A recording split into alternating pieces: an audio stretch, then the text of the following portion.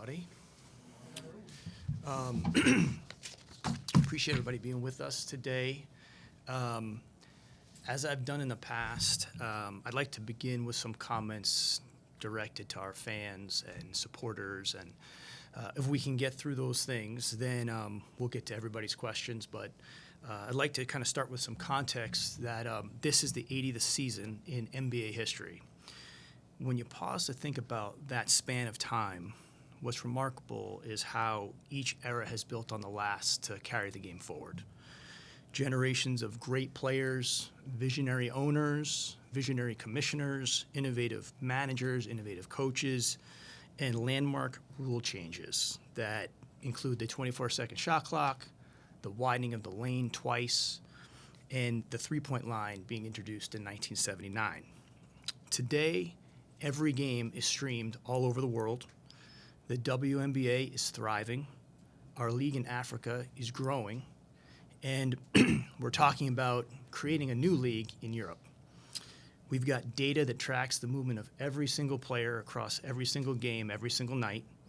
We have instant replay, and we have an instant replay center that could be the greatest advancement in game flow since the introduction of the 24-second shot clock in 1954. But over those 80 years, with all those changes and innovations, one thing has been the fundamental through line for the game itself, and that is the soul of the game. Basketball is humanizing, improvisational, collaborative, continuous, and it's very, very simple in how it's presented to our fans. So I'd encourage all of our fans in Oklahoma to look at the earliest years of the league, the people who helped build and shape the game, and you'll find surprising consistency. You'll find greatness of teams, players, and you'll even find that the challenges that the league has faced are very similar and repeat itself over time. And when you step back to see just how far the game has come, and although our time in the NBA is pretty brief, it gives you an appreciation for just how fortunate we are in Oklahoma City to be a part of the league and the NBA at large.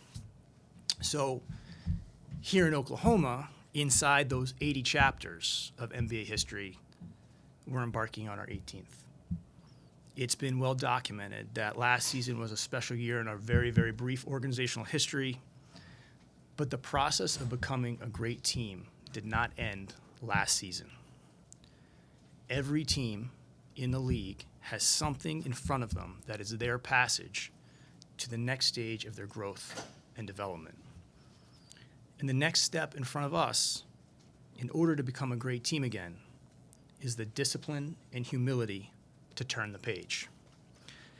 Effectively turning the page allows us the necessary renewal to treat this coming season with the respect it deserves. To maximize this coming season, we have to voluntarily divorce ourselves from the success of last season, or it will hold us back.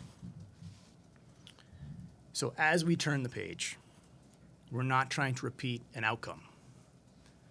We are trying to repeat a process of improvement that will position us well to improve and play our best basketball at the end of the season.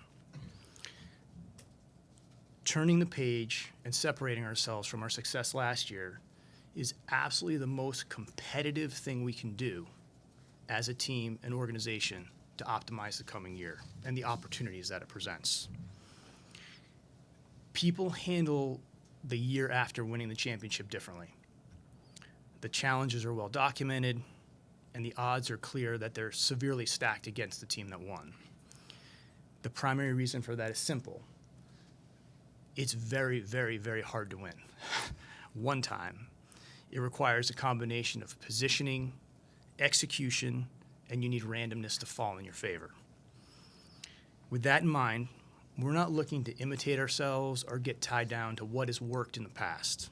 That's really never been the way we've approached anything. It won't be how we approach this season.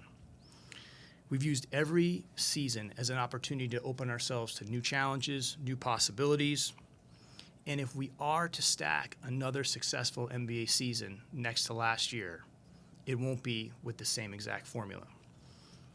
Simply put, we as a basketball team have to get better.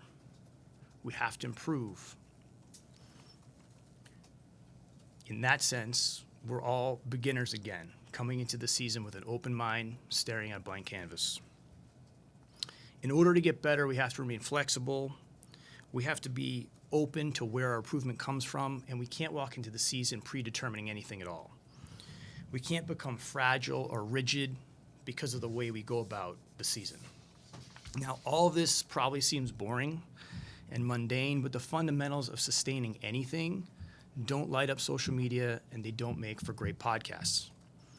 And although there's a whole new set of challenges, we have 17 years of a way of working and that the program's been built on.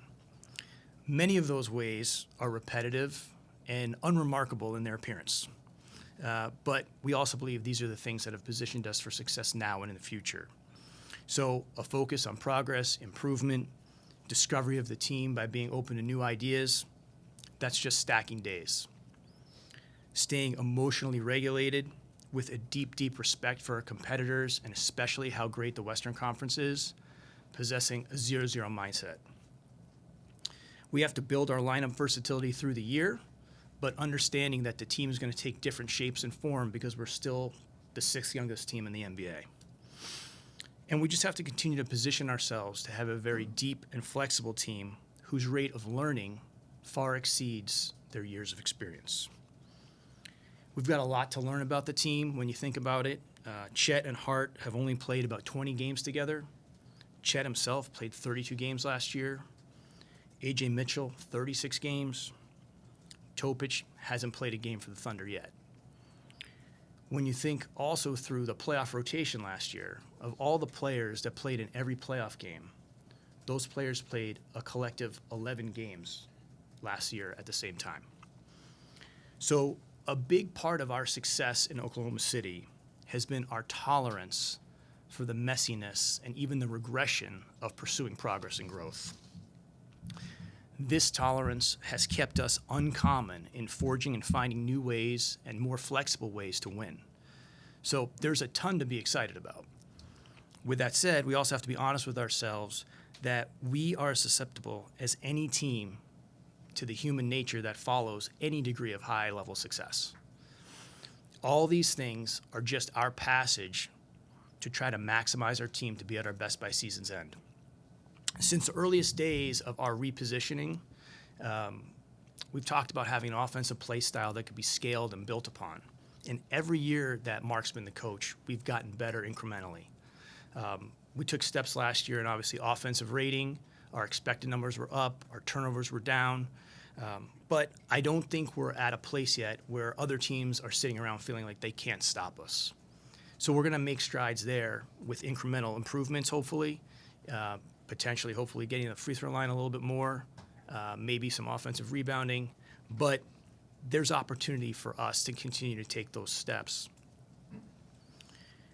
I think the other thing with that is when we're playing rhythmically, when we're playing in sync and on time, everybody in the building offensively feels better. The fans feel the energy from the team. And when we get to that level consistently, it's really fun to watch. Now, no team can live in that, but you have to do everything you can to try to touch it as much as possible. I think all of us know that all across every NBA practice facility, the league is filled with talent. All right, but we also know that it takes a lot more than just the talent to be able to find ways to win in various conditions. One day, the group post-game interviews are going to run their course, and that's going to be okay. Because what's made our team so strong the last several years is the shared experience of the distance traveled by the players, both good and bad. That's built belief and trust. And that trust has been tested at times, but it's always made us better. It's allowed people to rely on the complementary nature of their teammates. Our complementary players allow us to be a complete team. In sports, complementary leads to complete. To the credit of our most talented players, they've shared space and created space for everyone around them. We'll need to continue to cultivate that environment if we're to improve, and that's the charge for us this season. Ultimately, our best players are going to be judged on winning and their ability to elevate their teams beyond the sum of their parts. That's the history of basketball. These are the values of the game. And this is the signature of individual greatness in a team sport. So in closing, no one's ever given us a hand up in the standings.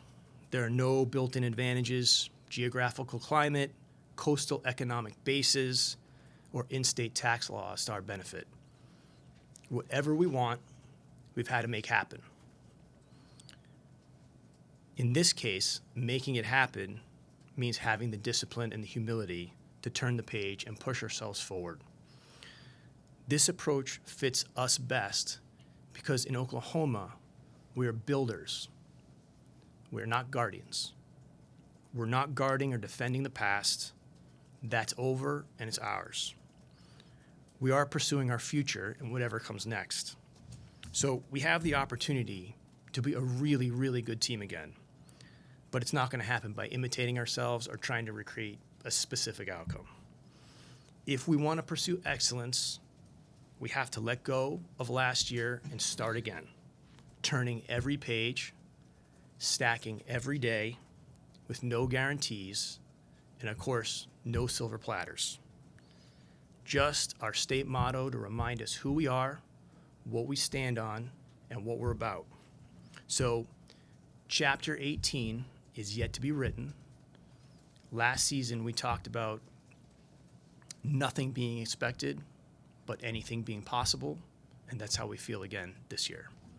So I really appreciate being able to speak directly to the fans in that manner. It's really an important opportunity for us as an organization to be able to convey in that way.